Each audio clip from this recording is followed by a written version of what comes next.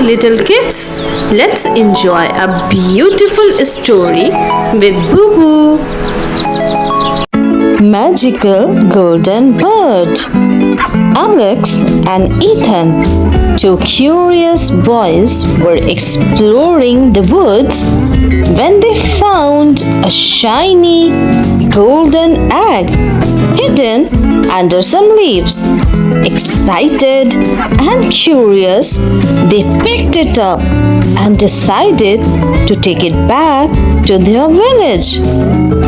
As they walked, the egg suddenly cracked open, revealing a tiny golden bird.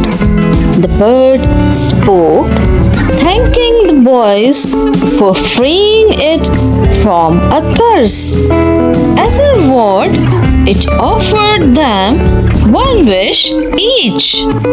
Alex wished for endless adventures with his friends, and Ethan wished for their village to be happy. The bird granted their wishes and flew away, leaving the boys with magical memories and a village filled with joy.